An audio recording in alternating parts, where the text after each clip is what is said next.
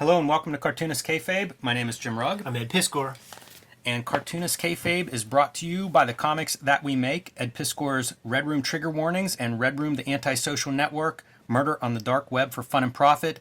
These books are both available now wherever books are bought and sold. They contain 4 completely self-contained stories that can be read in any order. So whichever volume of Red Room you encounter first, it's the perfect place to start.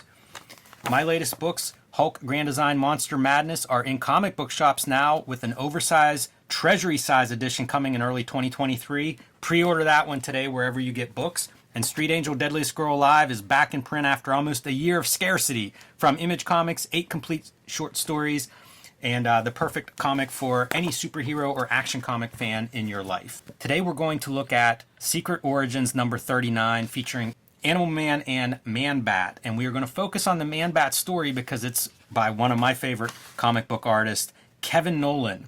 Kevin NOWLAN doing pencils, inks, colors, and letters on this story. Jan Stranad as your writer, recapping the Man-Bat origin. But I mean, this is the Kevin NOWLAN show as far as I'm concerned. Yeah, absolutely, man. This comes out in 1989, I believe. And the reason I mention that is we looked at Kevin NOWLAN's Batman and the Outsiders annual from, I think, 86. And it's noteworthy because it's Baxter paper, and again, he's pulling all the art chops and he's doing coloring and he's making that Baxter paper and the color palette of DC look really good. I thought this was older, the newsprint, it feels like an older technology, if you will, but this is actually a newer Kevin NOWLAN work, and you can see, like, art-wise, he's doing some different stuff in the line art, and I wonder if it's because he's coloring it, and he knows that he's going to be responsible, so in his mind, it's like, leave some space, because you see him doing things like using white for highlights, something that you rarely would see in comics. That's not a color that's commonly used, but look to the great effect. Whenever he hits Man-Bat with a flashlight, that's where you really see it popping. Yeah. Digitally, I was using a file that it's colored differently. So I'm gonna pay attention a little bit because my copy is colored kind of blue line. Interesting. So I'm gonna pay attention because there's some interesting stuff to pay attention to, and I want to see if it's all the same. So as a NOWLAN fan, I would pick up like Draw Magazine when they'd have interviews with him, or I think there's one of those like Modern Masters that's Kevin NOWLAN that I have. He would file down the tips of his pens for his lettering. Yeah. And when you look closely, the horizontal strokes are heavier than the verticals. It is so tight, this lettering, and distinctly his. For an artist to be that good at lettering, I don't know if I can name another artist that's that tight when it comes to lettering. Sure. Dave Sim comes to mind. A lot of room to breathe around the bubbles, which makes it a much more pleasurable reading experience. Unmistakable faces. And I think there's a legacy with this specific story because the very first episode of the animated series is a Man-Bat episode that it's not an adaptation of this, but it's very close. It hits all the same major beats, the love interest part, lying for her man type shit. It hits all the major beats, so I think that is a result of this specific story. Because it's like, it's the Secret Origin stuff, it's fun, right? Like, it's like putting a new spin on an origin, and it even adds wrinkles into Batman's origin, Yes. Yeah. Man-Bat created by Frank Robbins and Neil Adams, so it's possible that the original story, too, has some of these iconic qualities, because I have not read that original, but it wouldn't surprise me if it's, if there's a lot taken from that, because that's a pretty good powerhouse team, and Man-Bat was a hit right away. That first story had to be pretty good for the response. And we see kind of like quick flashbacks of what happened here. It's so angular and so economical, the story, the artwork that NOWLAN is putting down on these pages, as this group has infrared goggles, getting the drop on Batman fighting in this like black room whenever this ominous shape, this bat-like shape shows up and saves his life. And Batman even says so, who's there? I'd like to meet the man who saved my life. And we see Man-Bat just cowering, like Man-Bat knows what's happening to him. He had drunk this experimental drug and is transforming into a bat, into an animal. And it's a nightmare for him. This is like a universal monster. So this is the Fly or something like that, where the experiment went wrong and he knows it. Right, yeah. It's very Marvel-like in that Yeah, it's tragic. Exactly. The way that Nolan tapers the cape into that little point is very unique to him. And also, by the way, Nolan will design characters and stuff for that animated series. Like that Man-Bat is unmistakably him. He's completely different than Toth in a lot of ways, but the one way that he's similar is that economy, where like he can just do an outline and it's like that's a guy in a suit. It reads like a suit and it's not much drawing to get that across. Yeah, it's a pen too. Like he's got a dead line, but then he'll add some bolds to it as he needs. Foreshortening on that glove. All of it. The door feels heavy. Like the angle feels right. It's dicey. Like figuring out where to put that neck when you have that 3/4 up shot is not easy. He's double lighting this guy's face, and it's so perfect because he's facing a dark room, but he's in a lit hallway. So you're getting like the sides of the planes on his face are lit up from that hallway light. Yeah, perfect is the way to put it because like he's using ruler on all the straight edges. All right, man. So we're going into this bat exhibit, and Batman recognizes the name Kirk Langstrom, who's associated with this exhibition. And as we go in, we get the origins of Langstrom. Yeah. He was this boy that was lost in the caves under Gotham City. So one of those ties to Batman that you mentioned, Ed. For a long-ass time, Oh, yeah, man. like 6 months. 6 weeks. Is it 6 weeks? Yeah. Well, this is at this point. I believe they do 6 months when he's ultimately found. Oh, I see. Yeah, because like this is not him coming out of the cave. This is him going to like bat people or something. I'm not sure. But a tie that we're gonna get back to like young Bruce Wayne there, and you can kind of see that flash back and forth, right? Like, okay, what's the story here, and what is happening in this exhibit? The exhibit itself's pretty cool. Like there was a Bela Lugosi painting on the wall. This bat exhibit, skeletons and stuff. And then information on Batman, how he differs from a real bat. This, the file that I'm looking at, I wonder if it's really colored by Kevin Nolan in like a blue line, because it's all the same. Yeah, put it over there, because you can see what happens with if you were to take this yellow-gray newsprint and make it white. Like, all of the same strokes are here.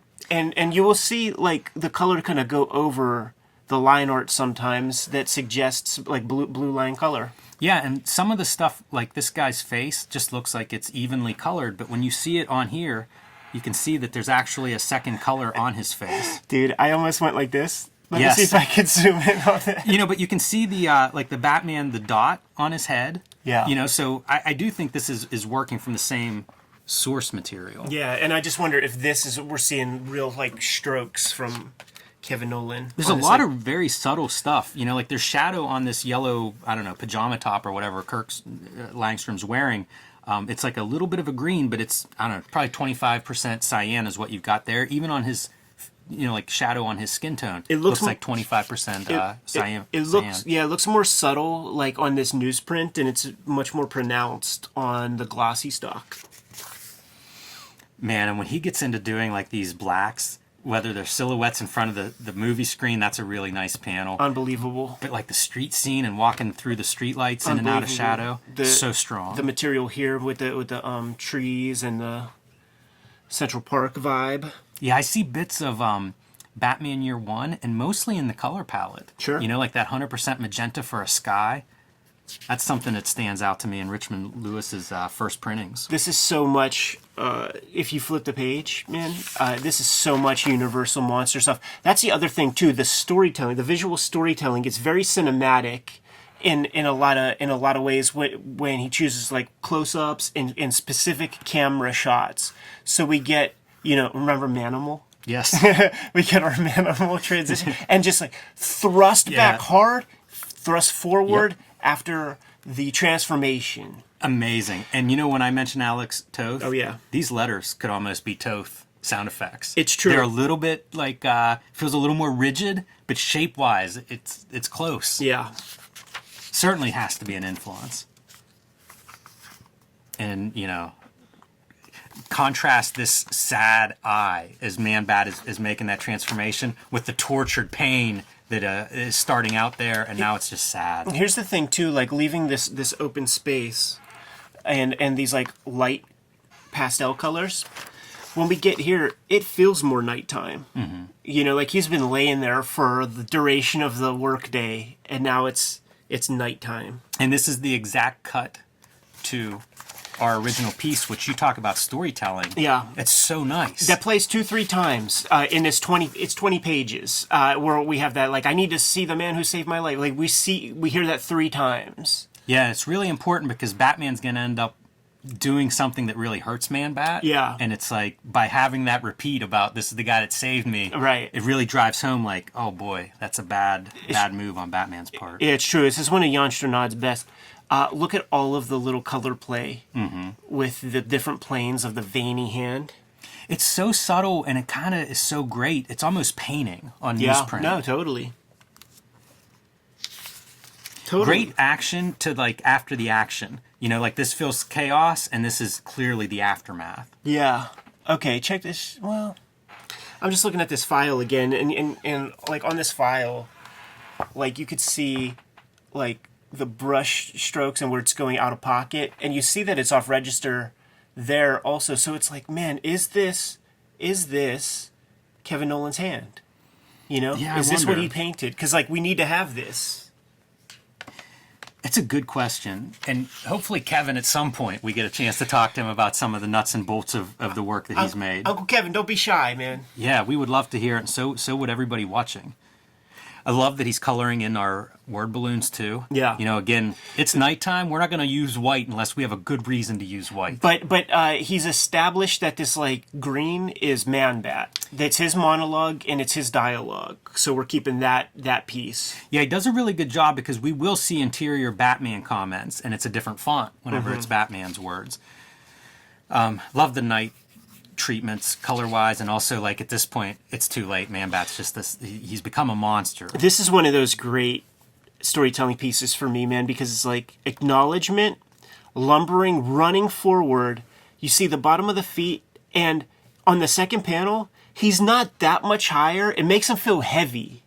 You know, like, if he was like a little dot, it's like, okay, he's breezing, but that's like hang glider. You know, he isn't. He's a heavy motherfucker. He's still bound by, you know, Newtonian physics. How nice is this as just a standalone panel drawing composition? The hand putting the key into the lock. Absolutely. Really great. And I love the subtlety of, this is one panel, but it's basically 2 panels, right? It's the light, again, from the hallway, and then it's Batman, creature of the night, in the darkness of the apartment. And this is Langstrom's fiancée. So she's concerned, and as anybody would be if a guy dressed in a bat suit is standing in your apartment when you get home late at night. And she's a touch Carmela Soprano, like, you know, she doesn't know what he's up to, but she knows it ain't good. Maybe you could help him. Unmistakable Kevin Nolan face. Yes, definitely. And a little flashback to their time in college whenever Langstrom, always obsessed with the bats, going back to his time in that cave, and studying their sonar, this bat escapes, and he feels terrible about it because he had blocked its ears with wax to really study the sonar, and unfortunately, that bat's going to die now. Yeah. You know, he won't be able to find his way around. Good stories, like you say, you know, for Jan Strnad's part, there are heartfelt moments in this. Yeah, it's good, and it's built, and it has payoff and stuff, and like Jan Strnad, I always think of as like very pulp. And here, and there is pulp to this. It just has a really good. The character moments are all good. It's all clear what the stakes are. Man-Bat breaks into this lab as Batman rushes there, you know, from the police scanner about this break-in. And this is what I need: the compound that can restore me. I may yet rejoin the human race. And Kevin Nolan just shining a beacon. Yep. On that chemical. Hit that with 100% magenta. Let's make that thing pop against black ink. And by the way, like, if it just has a black and white image, that would pop because it's against black. Totally. Look at his use of it's like 100% magenta, and then 100% magenta with like the lightest of cyan put on there to just give you a little atmosphere. Yep. And here comes Batman, and there goes our magenta antidote breaking. Yeah, such clear storytelling. This pose is fantastic. It really feels like he's swooping back real far. Like, that's as far as that arm can move back. This is foreshortening too for for a Man-Bat for a wing. Like, it's really creating depth in that panel. Yeah, it's a great pose. That whole thing, like Batman swooping through and we're breaking the panel borders to really emphasize the impact. Yeah, and still selling you, like, you know, we got light coming in from 2 points, so the shadow's right there in the middle. You know, this guy, every line he puts down is thoughtful. Every single Absolutely. line. Yeah, this is a masterpiece story in that way.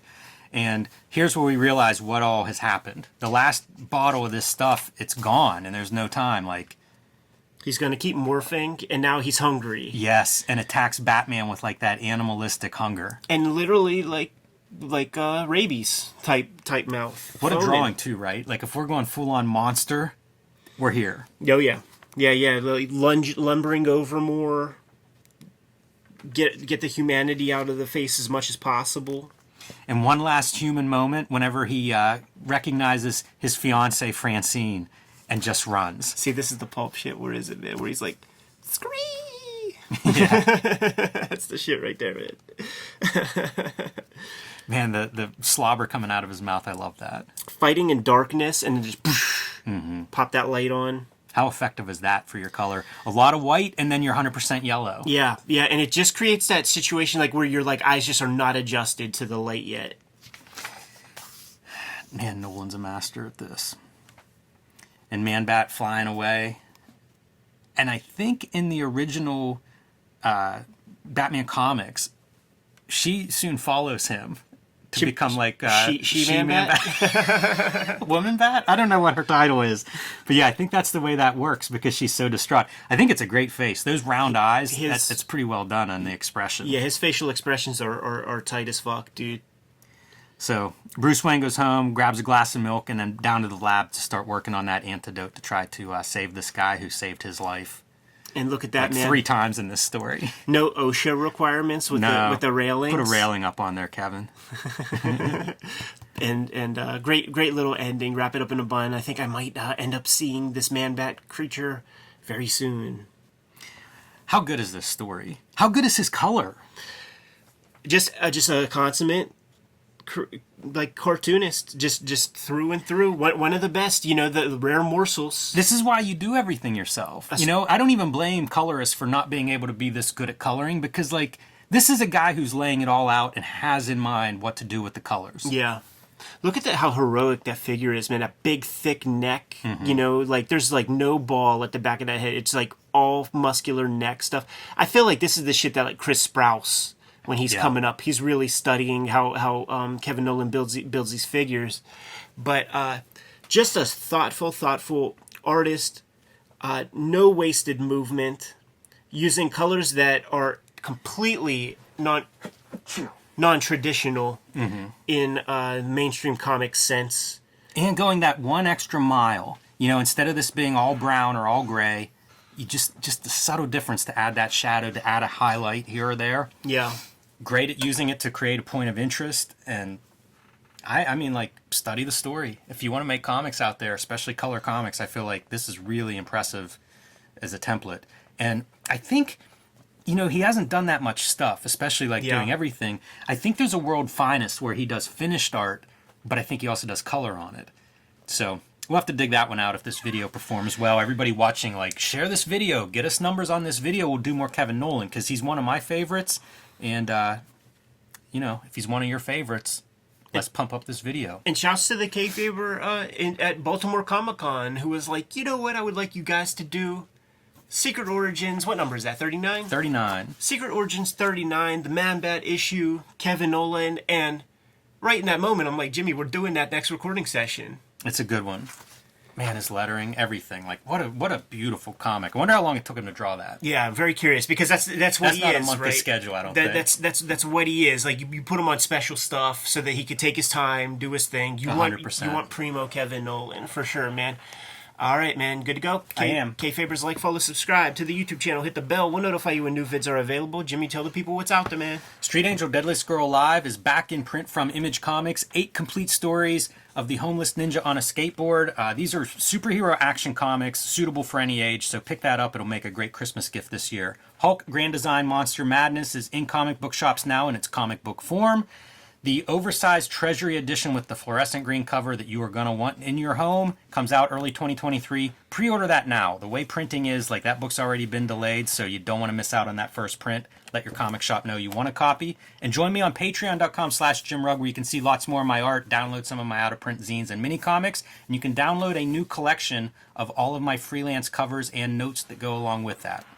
Red Room Trigger Warnings, Red Room The Antisocial Network trade paperback. Murder on the Dark Web for Fun and Profit is the name of the game in the Red Room universe. Each of these books contains 4 complete stories and about 70 pages of extra material in each volume. I'm serializing new comics on my Patreon today. For $3, you get the complete archive, which includes all of this material, more than 300 pages worth of stuff, and new strips every Tuesday. And all those links are available in my link tree in the description below this video to get all that stuff. Jimmy, tell the people what else we have out there. Subscribe to the Cartoonist Kayfabe newsletter at the links below this video. You can also find Cartoonist Kayfabe t-shirts, mugs, stickers, fanny packs, and more merch at our spread shop, also in the links below this video. It's another great way to support the Cartoonist Kayfabe channel. Jimmy, given the marching orders, we'll be on our way. Read more comics.